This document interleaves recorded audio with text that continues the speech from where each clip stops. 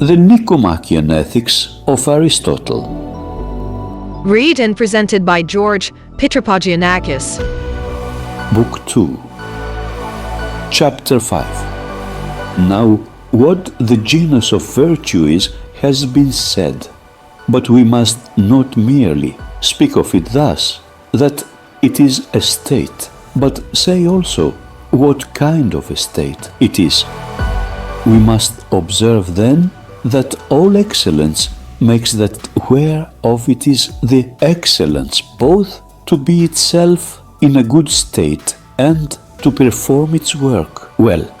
The excellence of the eye, for instance, makes both the eye good, and its work also, for by the excellence of the eye we see well. So too, the excellence of the horse makes a horse good, and good in speed, and in carrying his rider, and standing up against the enemy. If then this is universally the case, the excellence of man, for example virtue, must be a state whereby man comes to be good, and whereby he will perform well his proper work. Now, how this shall be, it is true, we have said already, but still perhaps it may throw light on the subject, to see what is its characteristic nature, in all quantity then, whether continuous or discrete, one may take. The greater part, the less, or the exactly equal, and this either with reference to the thing itself, or relatively to us. And the exactly equal is a mean between excess and defect. Now, by the mean of the thing, that is absolute mean, I denote that which is equidistant from, either extreme, which of course is one and the same to all, and by the mean relatively to ourselves, that which is neither too much nor too little for the particular individual. This, of course, is not one nor the same to all. For instance, suppose 10 is too much and 2 too little. People take 6 for the absolute mean, because it exceeds the smaller. Some by exactly as much as it is itself exceeded by the larger. And this mean is according to arithmetical proportion. But the mean relatively to ourselves must not be so found, for it does not follow, supposing 10 minae is too large a quantity to eat, and 2 too small, that the trainer will order his man 6, because for the person who is to take it, this also may be too much or too little.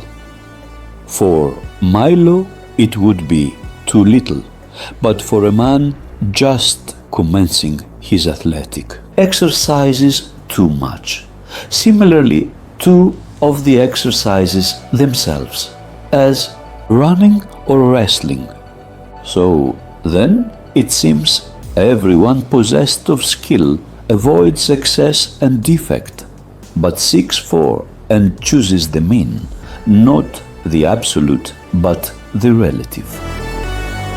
Now, if all skill thus accomplishes well its work by keeping an eye on the mean and bringing the works to this point, whence it is common enough to say of such works as are in a good state, one cannot add to or take aught from them under the notion of excess or defect, destroying goodness but the mean state preserving it.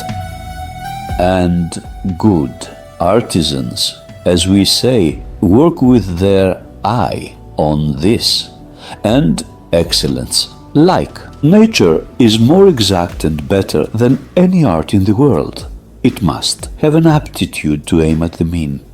It is moral excellence, that is virtue, of course, which I mean because this it is which is concerned with feelings and actions, and in these there can be excess and defect and the mean. It is possible, for instance, to feel the emotions of fear, confidence, lust, anger, compassion, and pleasure and pain generally, too much or too little, and in either case wrongly, but to feel them when we ought, on what occasions, towards whom, why, and as we should do, is the mean, or in other words, the best state, and this is the property of virtue. In like manner, too, with respect to the actions, there may be excess and defect and the mean. Now, virtue is concerned with feelings and actions, in which the excess is wrong and the defect is blamed, but the mean is praised and goes right. And both these circumstances belong to virtue.